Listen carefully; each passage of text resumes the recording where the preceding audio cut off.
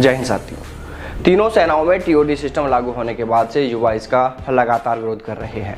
बीते कल युवाओं ने देश में कई जगह तोड़फोड़ की तो कई जगह आगजनी जैसी घटनाएं हुई जो कि नहीं होनी चाहिए थी। इधर युवाओं के आक्रोश को देखते हुए बीते कल ही देर शाम सरकार की ओर से युवाओं को कुछ राहत पहुंचाने का प्रयास किया गया। या यूँ कहें कि युवाओं को शांत करने के लिए उन्हें 2 साल उम्र में छूट देने का ऐलान किया है।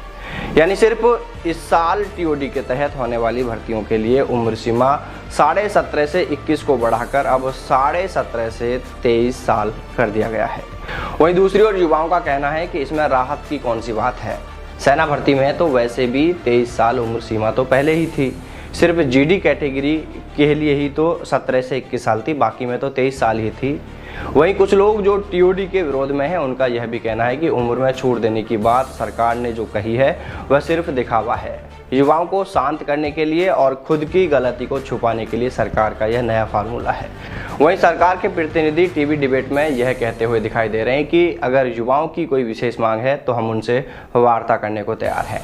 वो अपनी बात सरकार के सामने रख सकते हैं, लेकिन इस तरह तोड़ फोड़ व आगजनी करने जैसी घटनाओं से युवाओं को बचना चाहिए। वहीं सरकार ने विपक्ष पर निशाना साधते हुए यह भी कहा है कि टीओडी योजना देश को आगे बढ़ाने का काम करेगी, देश को मजबूत करेगी। विपक्ष के लोग युवाओं को हिंसा के लिए भड़का रहे हैं जो गलत है। बहरहाल पक्ष विपक्ष दोनों ही एक दूसरे पर जुबानी हमलावर हैं। देखिए, सरकार के प्रतिनिधि जो कह रहे हैं कि युवाओं की जो जरूरी मांगे हैं वो सरकार को बताई जाएं, तो युवाओं के माध्यम से या अब तक पूरे घटनाक्रम को देखने के बाद जो हमें जानकारी मिल रही है वो ये है कि सबसे पहले तो सरकार को यह करना चाहिए कि जिन युवाओं का आर्मी एग्जाम पेंडिंग है वो कराया जाए और इस भर्ती को पुराने तरीके से ही किया जाए। यानी इन जवानों को 4 साल के लिए नहीं, जिस तरह पहले भर्ती किया जाता था वैसे ही भर्ती किया जाए। वहीं एयरफोर्स में जो एग्जाम हो चुका है उसकी एनरोलमेंट लिस्ट जारी की जाए, उसका रिजल्ट जारी किया जाए, यानी इस पेंडिंग भर्तियों को पूरा किया जाए। इसके बाद बात आती है उम्र में छूट की, तो सरकार कह रही है कि हमने 2 साल उम्र में छूट दे दी है, जबकि युवाओं का कहना है कि इस छूट से सभी युवाओं को फायदा नहीं हुआ है, सिर्फ उन युवाओं को फायदा होगा जो युवा पहली भर्ती देखेंगे या जिन युवाओं की उम्र सीमा 21 साल या 22 साल है, क्योंकि 2 साल तक देश में सेना भर्ती रैलियां बंद रही हैं। ऐसे में जिन युवाओं की उम्र 21 साल थी वह तो ऑलरेडी 23 के होकर ओवर एज हो चुके हैं। इसलिए सरकार अगर सभी युवाओं को फायदा पहुंचाना चाहती है तो युवाओं को 2 साल और एक्स्ट्रा यानी उम्र सीमा को 23 से बढ़ाकर 25 साल किया जाए, जिससे कि सभी को फायदा मिले।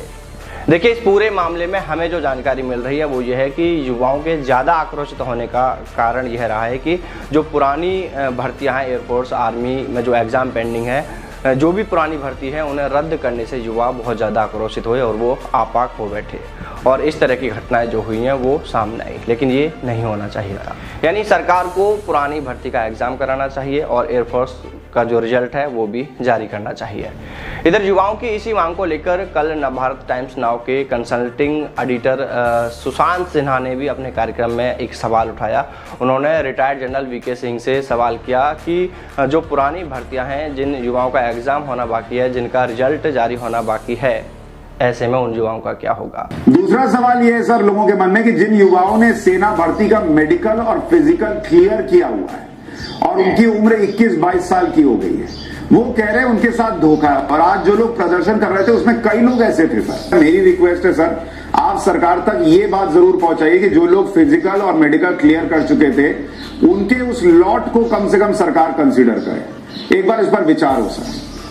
जिस पर वीके सिंह ने एक तरह सरकार का पक्ष रखते हुए कहा कि 2 साल तक कोरोना के चलते भर्तियां बंद थी और वो युवा अब ओवर एज हो चुके हैं, इसलिए वो भर्तियां रद्द करनी पड़ी। कोविड के कारण भर्ती बंद रही 2 साल, ना आपका कंट्रोल है, ना मेरा कंट्रोल है, ना आर्मी का कंट्रोल है। अब आपकी उम्र ज्यादा होगी। विश्व के अंदर कोई देश ऐसा नहीं है जो अपने कानून तोड़ता है भर्ती। तो देखिए, हमारा सरकार व उनके प्रतिनिधियों से यह कहना है कि पहली बात तो यह है कि ये सरासर झूठ है कि एग्ज़ाम कोरोना के कारण नहीं कराया गया। दूसरी बात यह कि जब कोरोना में सेना भर्ती रैलियां तक कराई गई उस वक्त कोरोना का खतरा नहीं था, कोरोना नहीं था, तो एग्ज़ाम कराने में कोरोना का खतरा कैसे हो गया। और तीसरी बात यह है कि आप कहते हैं कि सेना का नियम होता है, उनमें छेड़छाड़ नहीं हो सकती, तो फिर ये क्या है। नई स्कीम सरकार ने लागू की है अग्निपथ। इसमें भी सेना ने उम्र सीमा 17.5 से 21 साल तय की थी।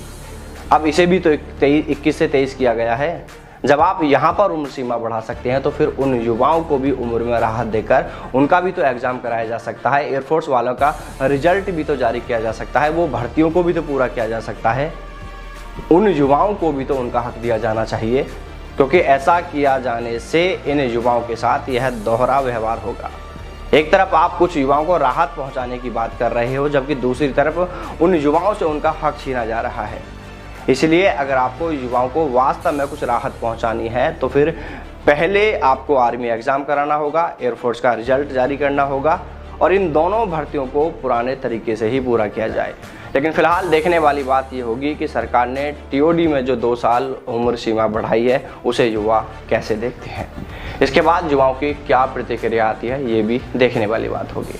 वैसे हालातों को देखते हुए यह लग रहा है कि जो टीओडी में अभी तक खामियां देखने को मिल रही हैं, कमियां देखने को मिली हैं, उन्हें देखते हुए यह उम्मीदें कम ही लग रही हैं कि युवा इस टीओडी को स्वीकार करेंगे। अभी तक युवा सिर्फ इसी जिद पर अड़े हैं कि टीओडी को हर हाल में वापस करो। वहीं इस बात का भी इंतजार रहेगा कि सरकार युवाओं की आर्मी एग्ज़ाम व एयरफोर्स एनरोलमेंट लिस्ट जारी करने की मांग को कैसे देखती है।